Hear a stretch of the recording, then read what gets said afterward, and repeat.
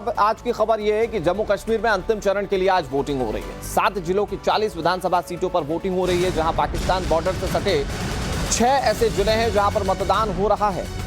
प्रधानमंत्री नरेंद्र मोदी जम्मू कश्मीर के लोगों से अपील कर रहे हैं कि वे अपने मताधिकार का इस्तेमाल करें। पीएम ने कहा कि अपने वोट को जरूर डालें, लोकतंत्र के उत्सव को सफल बनाएं। बड़ी खबर हम आपको बता रहे हैं।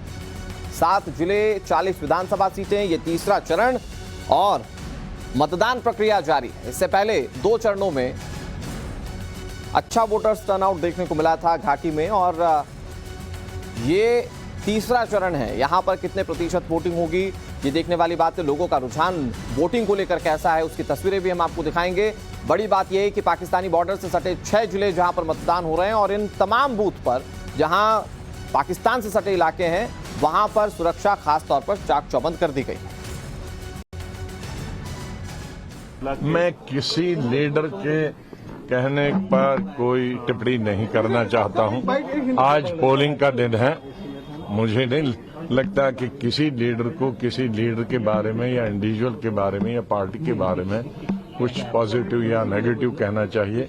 पोलिंग है और ये लोगों को अपनी पूरी विल के साथ वो उन पर किसी दबाव नहीं डालना चाहिए, ना रिलीजियस दबाव, ना पॉलिटिकल दबाव, ना सोशल दबाव। वो उनको अपनी मर्जी से वोट डालने का की फ्रीडम देनी चाहिए। टर्नआउट सामने आ रहा है, आपको लगता है जम्मू कश्मीर में जमहूरियत के अंदर लोगों के अंदर विश्वास जो है वो दोबारा से वो हर इलेक्शन में टर्नआउट अच्छा आता है। अगर 14 में देखें तो 14 का भी रिकॉर्ड ब्रीट नहीं हुआ। ये लोकतंत्र का उत्सव, ये जमहूरियत का जश्न, ये ना केवल जम्मू में बल्कि सारे के सारे जम्मू कश्मीर में कई वर्षों के बाद पहली बार देखने को मिल रहा। मैं तो ये कहूँगा कि this is the true main streaming of democracy in Jammu and Kashmir.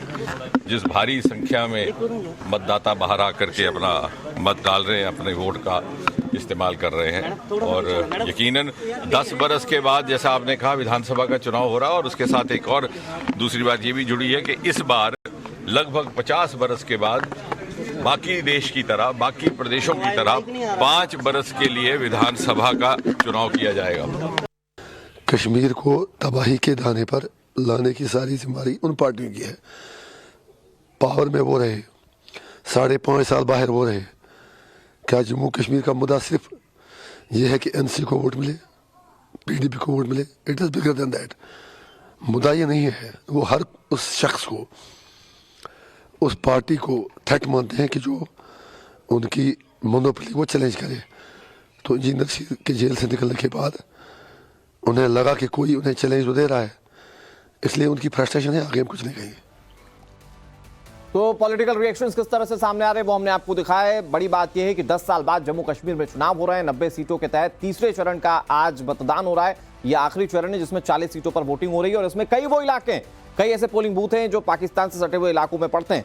हमारे साथ बांदीपोरा से साहिल सोहेल जुड़ गए। साहिल, आपके पीछे अच्छी खासी कतार दिख रही है लोगों की। ये एक अच्छे संकेत हैं जम्मू कश्मीर के लोगों के लिए कि उन्होंने वोटिंग की प्रक्रिया में बढ़ चढ़कर इस तरह से हिस्सा लिया। जरा तस्वीरें दिखाइए और बताइए कि आज क्या तैयारियां हैं पोलिंग पार्टीज की और किस तरह से मतदान चल रहा है।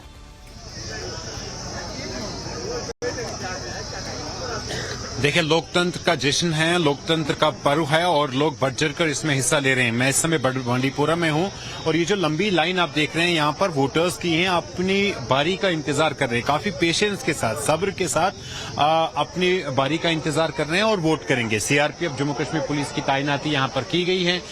ये सोनावारी विधानसभा क्षेत्र है जहां पर नेशनल कॉन्फ्रेंस का मुकाबला इंजीनियर रशीद के कैंडिडेट से होगा। पीडीपी और बाकी जो पॉलिटिकल पार्टीज है वो भी यहाँ पर चुनाव लड़ रही है। 49,18,000 वोटर जो है वो 415 उम्मीदवारों के मुस्तकबिल का फैसला आज करेंगे।